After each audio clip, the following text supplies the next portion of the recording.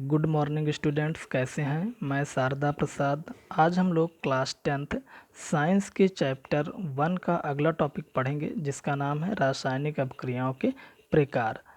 तो चलिए शुरू करते हैं। रासायनिक अभिक्रियाओं के प्रकार में हम लोग इससे पहले दो रासायनिक अभिक्रिया योगात्मक तथा वियोजन अभिक्रिया पढ़ चुके हैं।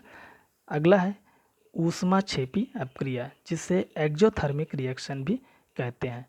वह रासायनिक अभिक्रिया जिसमें अभिक्रिया के फलस्वरूप ऊष्मा मुक्त या उत्सर्जित होती है, ऊष्माक्षेपी अभिक्रिया कहलाती है। उत्सर्जित ऊष्मा की मात्रा को उत्पाद की ओर धन चिन्ह के साथ दर्शाया जाता है।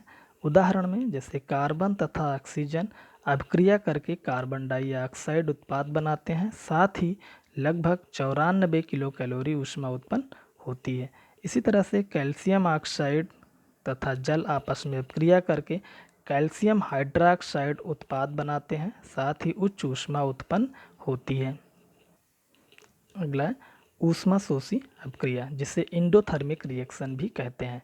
वह रासायनिक अभिक्रिया जिसमें अभिक्रिया के फलस्वरूप ऊष्मा का अवशोषण होता है, ऊष्मा शोषी अभिक्रिया कहलाती है। अवशोषित ऊष्मा की मात्रा को उत्पाद की ओर ऋण चिन्ह के साथ दर्शाया जाता है। उदाहरण जैसे नाइट्रोजन तथा ऑक्सीजन को आपस में अभिक्रिया करने के लिए उच्च ऊष्मा की आवश्यकता होती है, जो कि उत्पाद की ओर माइनस चिन्ह के द्वारा दर्शाया गया है। इसी तरह से कार्बन डाइऑक्साइड तथा जल आपस में अभिक्रिया करके ग्लूकोज और ऑक्सीजन बनाते हैं, तथा इस अभिक्रिया के लिए भी हीट अर्थात सनलाइट की आवश्यकता होती है, जिसे उत्पाद की ओर माइनस चिन्ह के द्वारा दर्शाया गया है। अगला है विस्थापन या प्रतिस्थापन अभिक्रिया। वह अभिक्रिया जिसमें अधिक क्रियाशील तत्व कम क्रियाशील तत्व के यौगिक से उस तत्व के परमाणु को विस्थापित कर स्वयं स्थान ग्रहण कर लेता है, प्रतिस्थापन अभिक्रिया कहलाती है।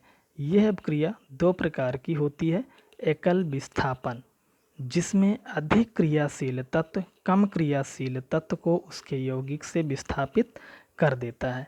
एग्जाम्पल जैसे कि आयरन तथा कॉपर सल्फेट, जिसमें आयरन जो है वो अधिक क्रियाशील तत्व है, जो कॉपर सल्फेट से कॉपर को विस्थापित कर देता है।